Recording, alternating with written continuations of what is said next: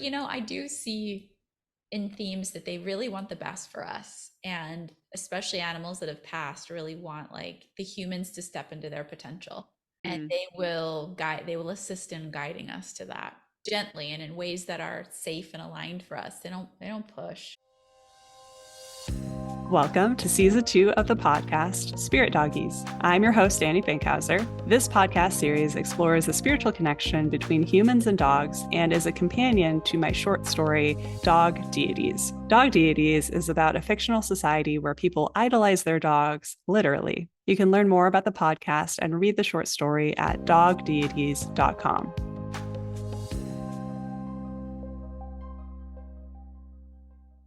Welcome back to Spirit Doggies, season 2 of the Danny Finkhauser podcast. I'm your host, Danny, and my guest today is Jamie Wozny. Jamie is a modern day seer and priestess of light. She has a gift for helping people connect with their soul purpose, and she offers one-on-one mentorships, group coaching, online courses, corporate sessions, and much more. I've personally worked with Jamie through a variety of her offerings, but the very first one was an animal communication session, and it happened after I heard her on a podcast. So this is very full circle. So, how are you doing, Jamie? I love that. I forgot about that. I'm Yeah. good, Danny. Thank you for having me. Yeah.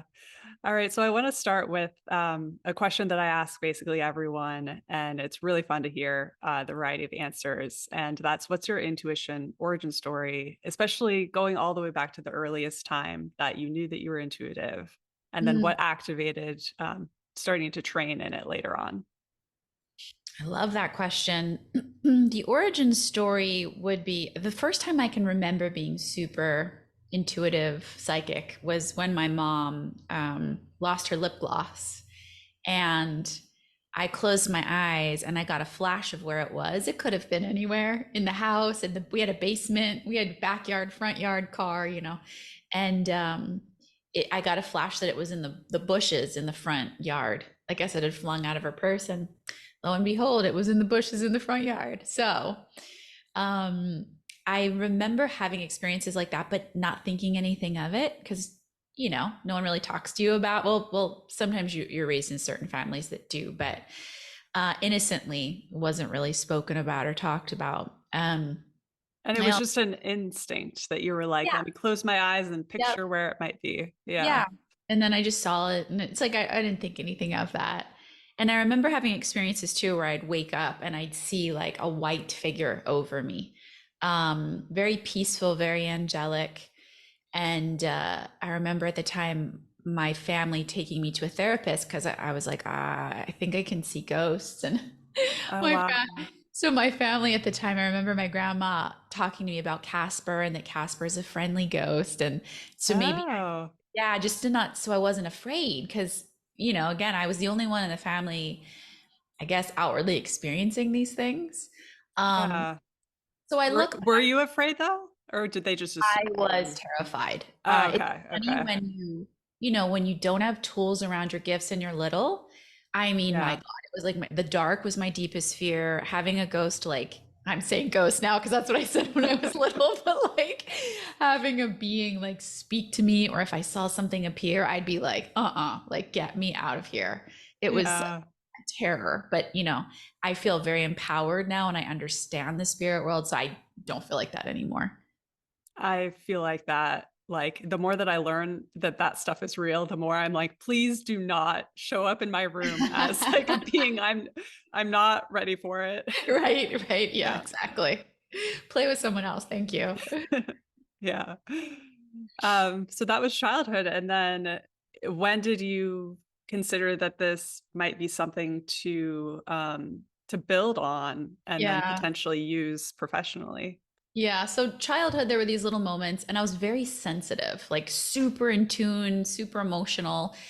So the clues were always there. And I guess I'll just say I became human. I went to college, I Yeah. partied, I didn't really, because I'll hear stories of some people that are like, oh, yeah, I was reading Eckhart Tolle at 13. And I'm like, I was reading Babysitter's Club or like Goosebumps. I don't, I had no, connection to that I was aware of. And then gosh, what am I now? 40. So I guess around like late 20s, um, I I had my, I guess, awakening, the beginning of my heroine journey, you could say. Yeah. And, my physical body, all sorts of stuff was going on. I couldn't figure out how to heal. And so my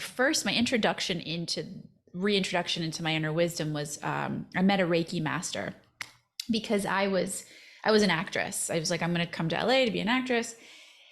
And I was at a premiere of a movie, and she was doing the intro because I think she was friends with the director or something. And I didn't know what Reiki was at the time. And I'm like, I could use energy healing. It was just this weird like thing. I was like, I don't even know why I said that because I didn't even know what that meant at the time. And so I met her, and I remember my Reiki 1 training having the same thing I did as a kid. I closed my eyes and I had my hands on this person, and I just saw these images again. And I was like, oh, interesting. Am I making this up? Is this real? What does this mean? And then the last, 12 years, I guess it is now, just I call it the language of the soul through animals, through people, through spirit.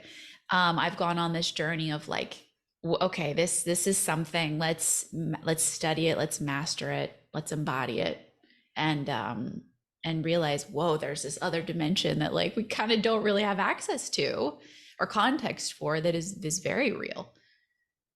Yeah. And so seeing the images, is that still how you experience it? I know a lot of people have different sort of languages for how they receive the information. Yes. And in my trainings with people, be it animal training or people training, we go over that. Because so I see a variety of different ways. I do see the images. I feel things in my body. I will hear a word. I have a lot of knowings too. I'll just be like, oh, this is what's going on. Um, Hmm. and something I've seen too with a lot of students of mine is if you don't know your specific language, like if you don't know you speak French or you don't know you speak Spanish or Portuguese or whatever it is, you don't realize how intuitive you are. Because I believe that we have one that's the strongest. And if you just assume, oh, I can't see anything, or I'm not getting any knowings, or I don't feel anything in my body, you don't realize how intuitive you are. So knowing your own specific way that you're intuitive, to me, will open up a whole world you didn't even realize. Hmm. Yeah, absolutely. Yeah. Yeah. Yeah. I like to say we all have the hardware, but we just don't have the software yet. Girl, that is a great way to put it. That is a great way to put it. Yeah. Yeah, Okay. And so moving over to dogs, because I know you have a dog, I and do. I always see your dog in your Insight Timer lives. Yeah. So there's a relationship there. And what is your relationship like with your dog, and how does it play into your spiritual practice? Yeah, that's also a great question. I see him as a soul dog, like a soulmate, and I believe, Yeah. sure, the Bambi's like that for you as well. Yeah. There are certain animals that come into our life that just help us heal, help us grow, teach us things some humans couldn't. They're just, Eckhart Tolle calls them, there's a book he wrote that I checked out from the library once, and it's Guardians of Presence. I think that's what it is. Guardians of Oh, Presence. It's like a kid's book. It's a great read. Um, yeah. and it is revering animals. And like my last dog, we had a different, beautiful connection, and he brought out certain things in me. Hobbes, is my dog, and I teach a lot about authenticity and being your true self, whatever that is in the moment. And he really, like, there's something about his presence that I can just be myself. And I was working with a coach once who was like, your Instagram videos that you do that are with your dog are the most authentic. I see you, James. When you're just with him or around him, it's like he helps me just go, oh, whatever. I don't care what they think. This is Hobbes. I'm just going to be weird or silly or um, crying or whatever it may be. So he's definitely an opener of authenticity and truth and joy in my life. Yeah. And that's so interesting too, how different dogs could bring out a different side of you. I definitely think Yeah. different people bring out a different side. Like find yourself around some people and you're making jokes more easily and stuff Oh, like that. But it's interesting that a different dog could bring out something specific in that's a that great way. point. It's totally that, yeah, they all have different times in our life for different things. Yeah. And so, in terms of how you work with animals, with people, so I know you do an animal communication session and you do a lot of other stuff as well. Um, but yeah, tell me about that and how animal communication became part of what you do. Yeah, so people who meet me in the animal world don't realize I work with people, and people who meet me in the people world. So sometimes I'm like, "Do you want a people session or an animal session?" Yeah. I do both, and it's just they're both part of my heart. So I was in my Reiki master training, the last level. I took a whole year to do this program, and I'll keep the story short. But my partner at the time, who was in Texas, was like, "I really um, want you to do a healing on my bird." And I said, I don't work with animals. I'm sorry, I can't help you." And she was adamant, and I thought, well, I guess I'll try what I do on people with animals. Come to find out, the session was amazing. I got so much images popping in, psychic information. So the reason she called me was because for 6 months, the bird was Henry. The cage doors were open in his cage, but he didn't fly out. But he would always fly out, in and out. He could come and go as he pleased. And after I heard him and shared back, what he needed to hear, and had the family make the needed adjustments, 5 minutes after our session, have I told you this story? Do you know this one, Danny? I think so, but Okay, I didn't know if you had heard. everyone listening doesn't. So I know. tell me I the didn't whole know if story. I didn't know if you had heard it. I know they don't know it yet. Um, 5 minutes after, I get a selfie. I get a text from the woman of a selfie of her and Henry. He flew out of the cage and is sitting next to her on the couch. Oh my gosh. Yeah. Yeah, and there's these moments where, like, because if you're intuitive listening to this, I know, again, we don't have context. We're not raised like this, and so you're like, what is this? Am I making this up? Am I crazy? Is this real? But it happened to me enough times to where I was like, that was the catalyst for, like, James, you got something here. Let's learn about this. So I ended up studying with this woman who's amazing too. Her name's Lydia Hibby. She's a world-renowned animal communicator. And studying with people who had been doing it professionally for 30 years gave me so much confidence, because I was like, oh, I'm doing the same thing they're doing. I got the validation. Yeah. Um, so now, fast forward lots of years later, I teach people or share my work with people, animal work, in three ways. So you can do a one-on-one reading, which is, I think, what you had. Certification, where I teach you everything I know, which is pretty cool, in my opinion.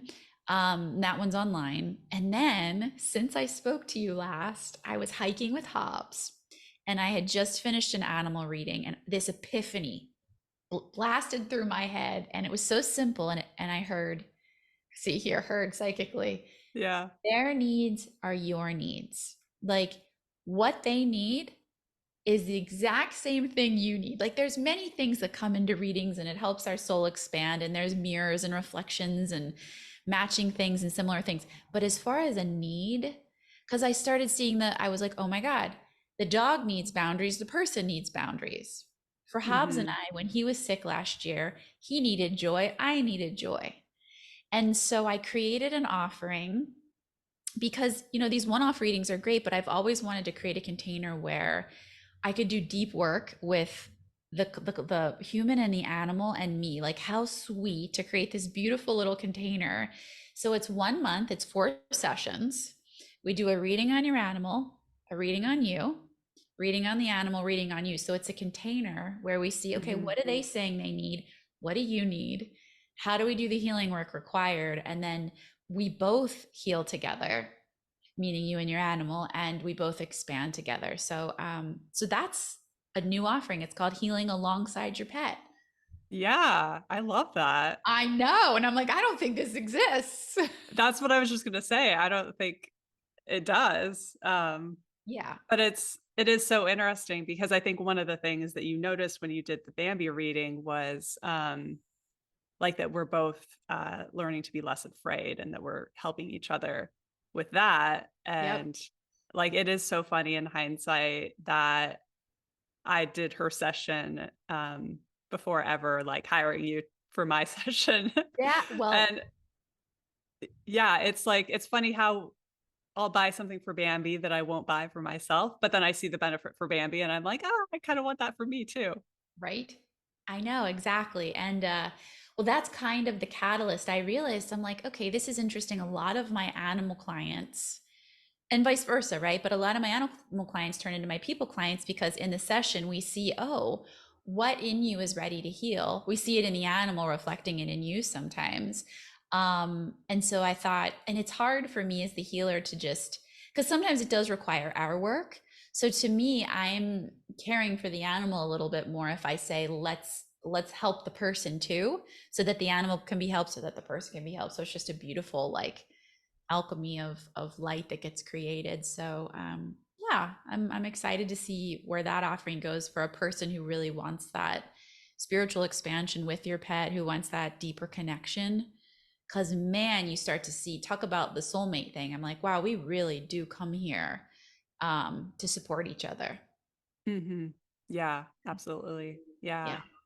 What was the story of how you found Hobbes? So my dog that's in heaven, Benson, he had lived until he was, I think he was almost 14. And, we waited a couple years. Okay. And it was hard and it was sad. And, it's like I think there was a lot of healing I needed to do because it was, if you've ever been in that experience, and you're super close with your animal and then there's like quiet in your house, like it's rough, and so then you have Yeah. to face, well, what in me am I not, what in me am I not, like why is it so quiet, so I started to have to go Hmm. on walks on my own and all of these things. So I finally got to the point where I thought, you know what, I'm gonna foster again because at least I can help animals, um, and have that being around, but I don't have to like, because those were really big shoes to fill.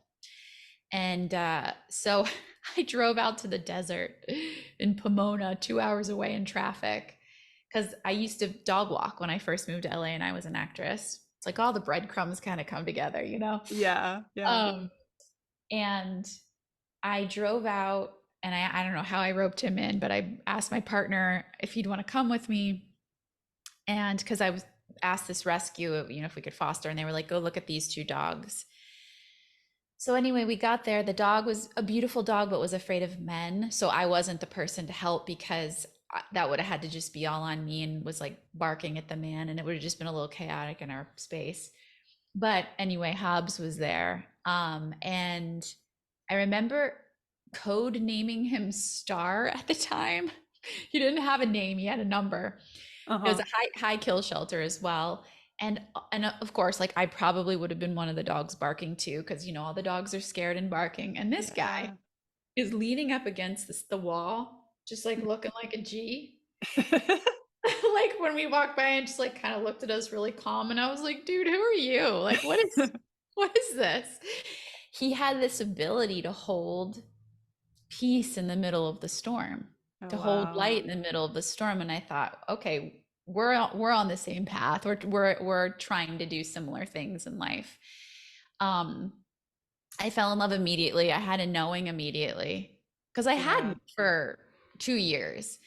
And then Hmm. it took me a month to convince my boyfriend to be like, this is our dog. Like, we need to go get him. And I had another friend do an animal reading because I'm like, if it's coming from me, you might not believe it, to like show him, like, this Yeah. dog wants to come with us. So I gave him an ultimatum and he was like, okay. So, um, anyway, Hobbs, gosh, he just turned 7, which is crazy because we got him when he was a little under 2. Okay. Yeah. Yeah. And did you know his background, like where he had come from? No, the report just said he was pooping blood and beans, Oh, which is like, wow. yeah, they said he was just found on the street. He had a collar. He had a leather Hmm. collar with no name. He wasn't chipped. He wasn't neutered, and he was just filled with ticks and fleas. Okay. Um, Yeah. and kind of sickly, just eating food from the outside. But he knew basic, he was friendly and he knew like Mhm. sit and stuff. So me and some other animal communicators kind of tuned into him and realized that we think he had just lived outside because he didn't understand a leash when he came to me. Um, Okay. and that he was loved but neglected. Like he was not, you know, like he had a family that cared for him. He wasn't abused, but he kind of just Mhm. got the bare minimum. Um, and so, because I don't know if you all know how it works at shelters, but they kind of put a hold on the dogs for like 2 or 3 weeks in case their owner comes back. Okay. um, which makes it's good because then they're safer for a little bit in case the Yeah. owner like lost the dog, and no one had come back for him. And I'm thinking, how in the world do you not come back for these Yeah. dogs that are angels? But I would what we kind of read into was like they didn't really have the financial means or things like that. um Mhm. so he hit the jackpot. I'll tell you, I hit the jackpot too. But Yeah. you I know feel the same about me and Bambi. yeah, She was 10, and so it's like she has this whole other life that's a mystery, but she's yeah, so sweet. So it's like she, definitely someone loved her. yeah. But yeah, they weren't able to tell me anything Wow. about I her know, it's background. crazy. I know, and these Yeah. little older babies too. Like, God, I just wish, Danny, like I could start a rescue, or again, having Hmm. so many things I love, Yeah. especially with the state of the Los Angeles shelters right now. I'll have to share with you too. I'm doing a free event to help them, Hmm. like a free healing event. But yeah, it's hard to not want to like adopt them all. Yeah, it is. Yeah. Well, it's interesting to mention LA because Bambi came from LA and was moved to New York because there were more people adopting in New Oh, York. wow. And so I was in New York at the time, but then I grew up in Orange County in Southern Yeah. California. So I actually moved back, and I always joke that like she was plotting to bring me back to like her hometown. Aw. But see how similar you girls like both came back Yeah, together. Yeah. exactly. Yeah. And I actually like that's part of it's kind of written into the short story Dog Deities that I'm launching along with this. Uh-huh. That it takes place in Brooklyn and the people in Brooklyn love their dogs, but LA was destroyed because they didn't honor their dogs. And that's it. They don't honor Yeah. their dogs. Yeah.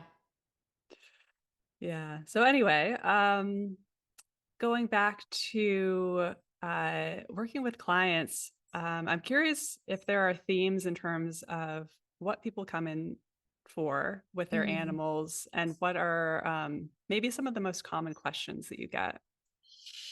Yeah. Well, I work with a lot of different people, so it's a lot of different things. But some of the more recent themes,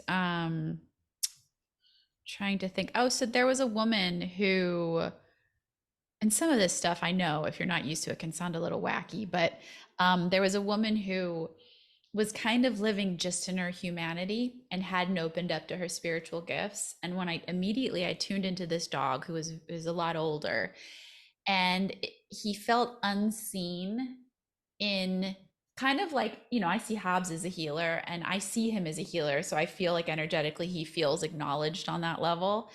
And this animal was like, literally, people just think I'm a dog. And it was kind of hard on his soul. He wanted to be acknowledged for having wisdom and spiritual gifts.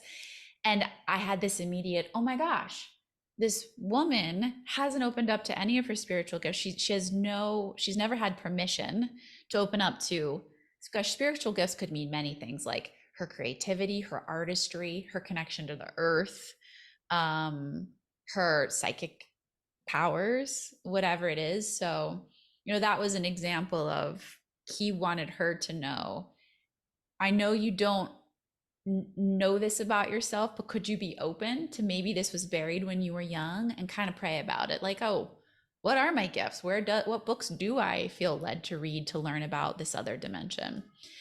Um, a lot of boundary stuff shows up. That is a theme because we don't really know how to handle that in the animal kingdom. I notice, and maybe this is just my field of work because I work with boundaries with people a lot. Um, Boundaries, needs, desires. that we don't we don't honor our needs. We don't, we don't set up boundaries. So that theme comes up a lot where the animal is trying to kind of point the human in the direction. There was actually a reading I did recently where and this was all innocent, but they thought that the dog was kind of high maintenance because it literally wanted its food on a plate and, all of these things. And I get this immediate hit. This person thinks they're high maintenance because of Mm. whatever they want in their life. And so it's being projected onto the dog as opposed to like, this dog is just a goddess or a god, God's a weird word to use, but a goddess and a queen or a king and likes it how they like it. And maybe there's a part of me I've put into shadow that also wants things a little bit more bougie or like Hmm. fluffy than maybe someone would judge me for that. So the person kind of acknowledging to the dog, because I always say like, it's your intention they feel. They may not understand the English language exactly, but if Hmm. you kind of say like, it's okay that you want it on a plate, I honor that. And then the person goes and does the work of like, oh, this is my truth that I like nice things, and I'm going to start to do the work required to honor that as well. Um, so yeah, those are just like a couple. Yeah. Yeah. So do people come in and they're sort of like, what does my dog want me to know? Do they ever come in with like a really strange, like behavior related question or something specific that they want to know about the dog? Yeah, a lot of different things. I also get a lot of end of life animals that come to me where the people just, they really want to know, you know, what are their last wishes? How can I make them comfortable? Yeah. Um, and in those too, I can see like the sole reason why the dog was there and to say to the dog, okay, hey, if we never realized what we needed to realize, can you let the person know what you wish for them to realize while you're on the other side? Yeah. Um, yeah, I mean, I'm doing a reading today, and the woman is asking the same question, like what Hmm. do they want to live? I Yeah. actually had that, gosh, this is maybe 7 or 8 years ago now. I worked with this dog for 2 years who um, the doctors had said to put the dog down, it wasn't going to live anymore. And thank goodness the Hmm. owner had this intuitive hit, like, I don't believe that. I'm going to do what I can to give it a little more life. So they found me to help them along the process. And I think about a year in, the dog was really sick, and she came to me and said, am I being selfish? Am I just trying to keep this dog alive because I'm in love with this dog? And, or is this, and so those are the really tough questions when a communicator, that you get as a healer and a Yeah. communicator, because you really do have to trust yourself because you're telling this person something that is a pretty profound statement. And Yeah. which is why I say I'm not a doctor, that, this is what I'm picking up. You also screen this through your own intuition. But I Hmm. got this strong feeling. And, my human mind's thinking, are you crazy? This dog is on death's door and you're telling this woman to keep going and it costs a lot of money and all this stuff. But Yeah. it was a knowing. And I got the specific information of where there was a doctor up in Northern California, which I didn't know they were thinking about going to. And when I had my hands on the dog, I was doing in person at the time. I got this message of Northern California, San Francisco. And so she was like, I'm like, why does that keep coming into my head? And she said, that's where the doctor is for this, like, what do they call it when it's like a trial thing they'd never really tried before? It was Okay. Yeah. like something that Experimental. was experimental. It was new. It was rare. They hadn't really done it before. Um, and I said, no, keep going. And anyway, it was miraculous. The dog got back to 90%. It wasn't walking, got back to 90% better, and then lived another year like that. Oh, So yeah, so those questions too of like, am I being selfish? Is this the time? I get that a lot. Um, yeah.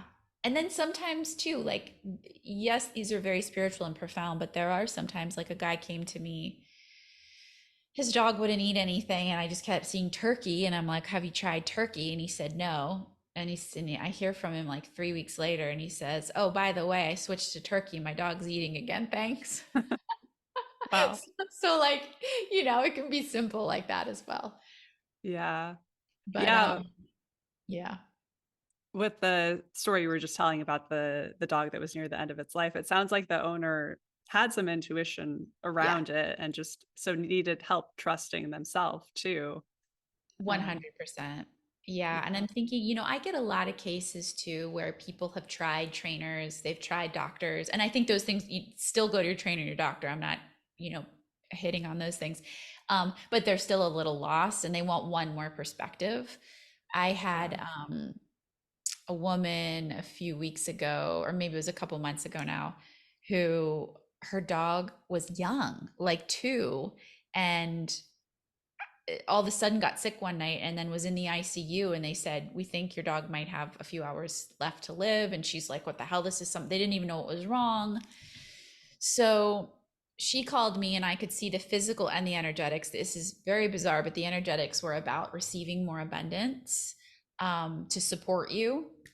And she said, "That's exactly what I'm going through. I'm struggling financially." And so I said, "I know this sounds weird, but as you settle into that more supported energy, your dog's nervous system will relax as well."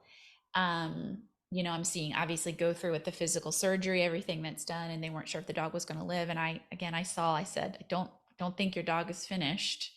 The dog came past the other, turned a corner, came out of the ICU, went back home with the mom. It was a miracle. And I kept seeing liquid vitamin B. And I'm thinking, and basically they thought that the dog had eaten some sort of something that got stuck in its body. I'm like, why am I seeing liquid vitamin B? But I said, it is strong for you to take it and for the dog to take it. And that's also like a calming, it can calm your body, it can be really good for the Okay. nervous system. Anyway, a week later, she calls and she says, I went to this doctor, this homeopath, or not homeopathic, holistic doctor to like help get him back on his feet. First thing she prescribes us, high dose of vitamin B for his Oh, nervous wow. system to help the neurological damage from the thing. So I'm just giving some examples because they're very all over the place, but always like, uh, yeah, some sort of assistance to the next level of our evolution when we can't maybe see it ourselves. Yeah.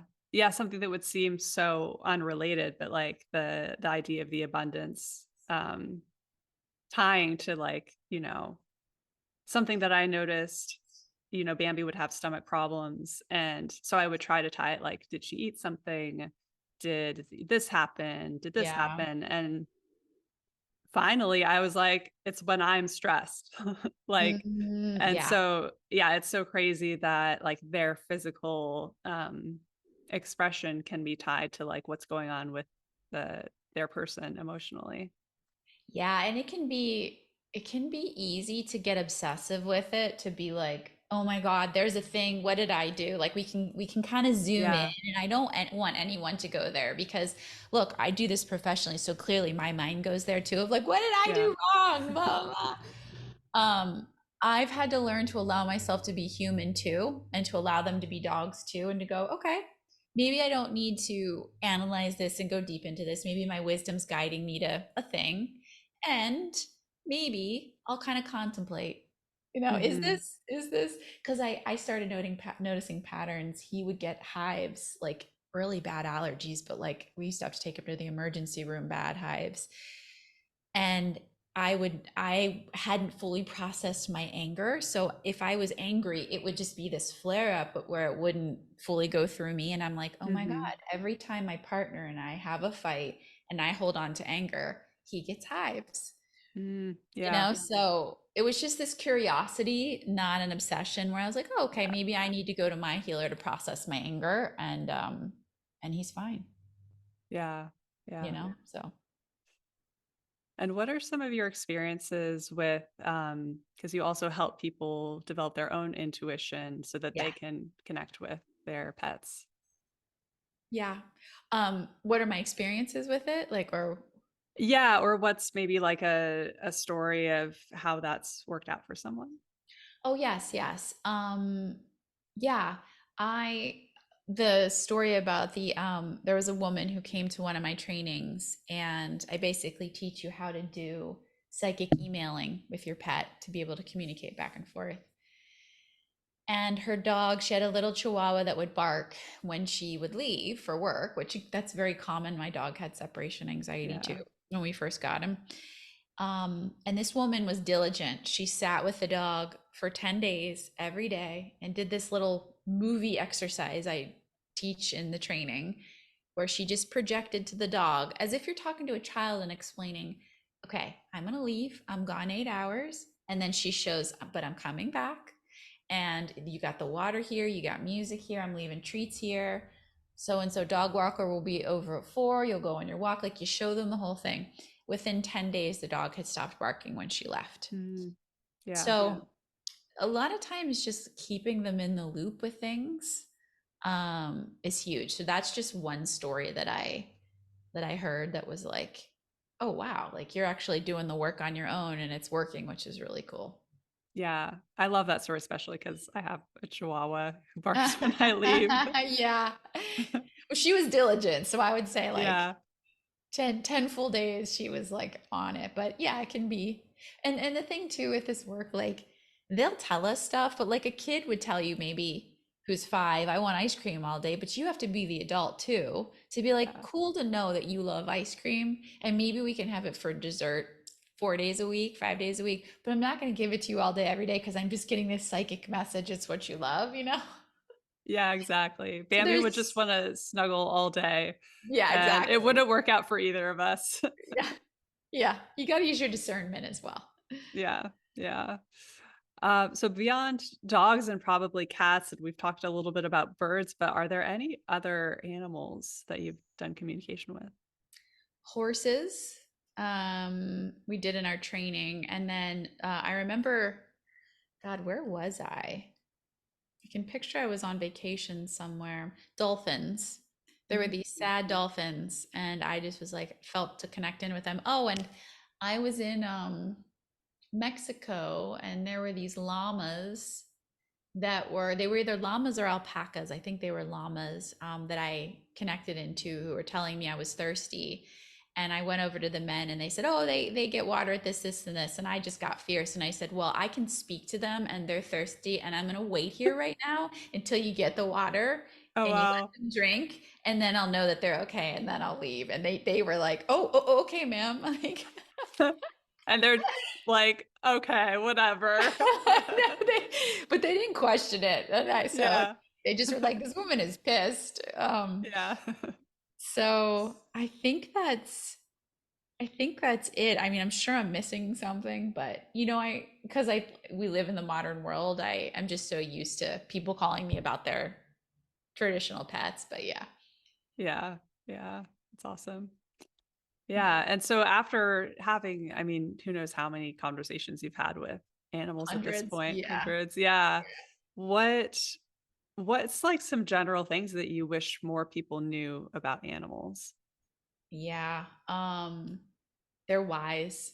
They're wise. Yes, they're animals, so it's this really interesting thing we have to hold both poles of, like, this is still a dog that licks its butt.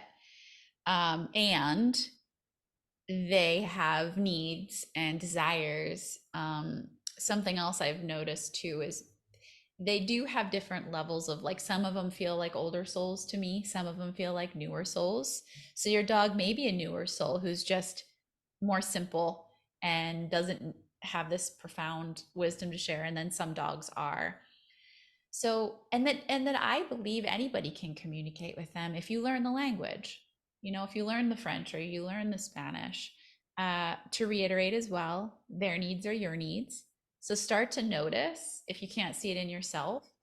Because I know, especially, I'm sure men deal with this as well, but I'm a woman, so I'm just speaking as a woman.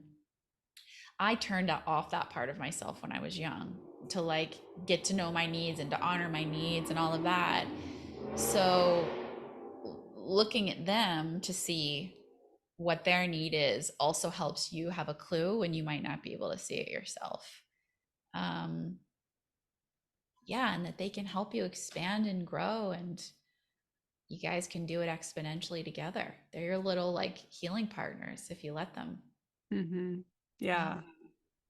What are maybe some of the most common things that um, people's pets want them to know, whether it's like an end of life thing or just a general Mm. message. Well, a lot of people carry guilt with the end of life stuff, and I've never heard an animal pissed at the end. Oh, It's wow. like, Yeah. let the guilt go. You didn't do anything wrong. You did your best. This is my life path. This is my soul path. Um, Everything that the human does is of innocence. Everything that the human does is based on their level of consciousness, the best thing that they can do for the animal. So that's huge. They're all like, of course, I know you love me, and let go of the guilt, Okay. is what I Yeah. hear a lot. That they're there on the other side. If you want to call them, if you want signs, ask. You know, you have free will. And so if you want them to make themselves apparent, just say, hey, can you come forward and show me that you're here? Or come, you can ask them to come into your dreams. Okay. You can say, can you come into my dream and visit or offer me a message? Yeah, those are some of the things that are coming to me right now. Yeah.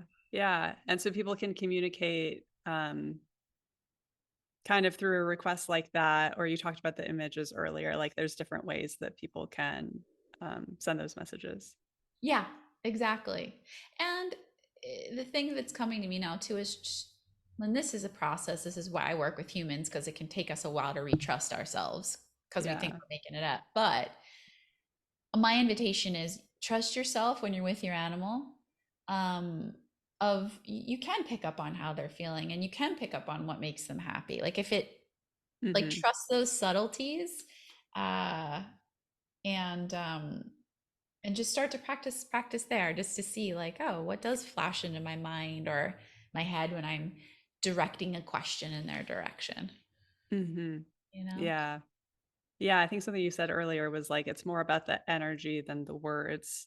So it's like it's not so Yes. much that the dog understands this like string of words, but if you say it in like a thoughtful, present way, then it's like they're able to pick up what you mean, basically. Yeah, the basics. Like if you're asking them what their favorite food is, like I would hold a joy in my heart because, like, oh, favorite food. And then I would flash an image of an empty bowl. So I would just kind of show an empty bowl with, oh, wow. So they would know, oh, Yeah. what makes me, oh, wow, in an empty bowl. And look at the bowl. Do you see in your mind's eye a salmon or beef or doggy froyo or whatever, you know? Yeah. Yeah. But I do see in themes that they really want the best for us, and especially animals that have passed really want like the humans to step into their potential, and Hmm. they will assist in guiding us to that Yeah. gently and in ways that are safe and aligned for us. They don't push. um yeah. Yeah. So that kind of gets into like the idea that you work with humans so much, which is like the sole purpose. So do Yes. you find that the dogs have some like wisdom about that, or like they mirror directly that they have the same sole purpose as the human? That's a really great. See, now I haven't that specific thing of they mirror directly the sole purpose. That's really interesting, and that'll be something that I want to look now from this to go. Oh, is the sole purpose mirrored directly? Because Yeah. Hobbes, he just looked at me and rolled upside down like, duh. I've been waiting for you to figure this one out. Because to me, he's joy. Like if I had to give you Hmm. one word to him, I would say joy. And a lot of people come to me for my joy and my lightness and my play because they like, I want to open that up in myself as well. So perhaps, and I want to ask you about Bambi too, but I think um, they will plant the next little thing. Hmm. They'll Yeah. so yes, as far as the sole purpose, but they don't make it this big profound thing that's scary. It'll be like the one dog was like, pray for the guidance to open to your soul gifts. It's just like, here's this next thing. So it's like the Hmm. next piece of wisdom on the path to your soul purpose is to me what I see they come with. Hmm. But Yeah. what would you say? Like, do you see a mirror in Bambi of like, wow, she's here for this reason, or she embodies this, and it's something that you, in essence, you hold? Yeah. So I'm gonna do a whole episode on adopting Bambi.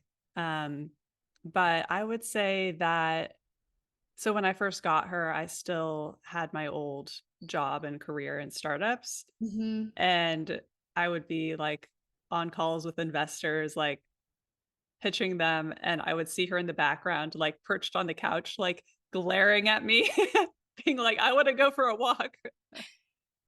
Yeah. And so it was just, but she was so happy with like food and walks and snuggles. And like, it really, I think it like triggered in me, like, why am I sitting on the computer talking to people? Like, I'd rather be on a walk too.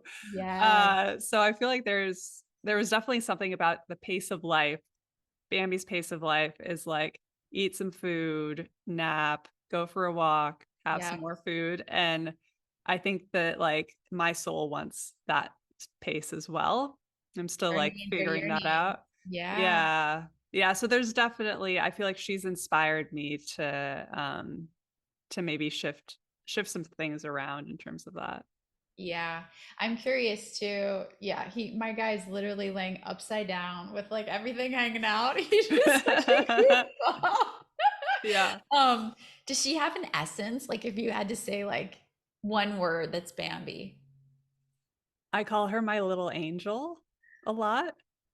And there was also a time when I was on a Zoom call and the bed was behind me. And so she was on the bed and she literally was like perched on my shoulder in the picture.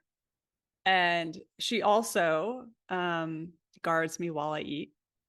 She'll try to bite other people's feet if they walk towards me when I'm eating. So like this idea of like this like guardian angel Guardian kind of like angel. comes up in different ways. Well, see, you've got me thinking with this co-creative effort here that your purpose is a guardian angel of something. Oh, yeah. See, I didn't even connect to that even as I was saying Yeah. it. That's why I was Yeah. wondering. Now, see, this could be a fun thing, discovering your soul purpose through your animal. Like Yeah. that Well, could I be a feel like cool that workshop. is, I Yeah. imagine that that'll come out when you do your four Yes. session series. Oh, 100% that your needs, your purpose, all of that will come out in that container. But yeah, that's such an interesting takeaway. Yeah. Yeah. Like thinking about what words people use for their dog. Yes, that's why I Just, asked the essence of like, yeah. yeah, what do they embody that they're holding the space for you, you know? Hmm. Yeah. Yeah. I like it. Yeah, me too. Yeah. Well, I feel like it's launching this podcast and just seeing the conversation around it, I feel like there's just a rising interest and awareness that this is even possible. My book club is reading a book right now about a woman who befriends an octopus in an aquarium. And it's just, I feel like it's rising in consciousness that people realize that this exists. So it's just, Yeah, it's really exciting and amazing that, you have so many years doing this yeah, and can offer that to people.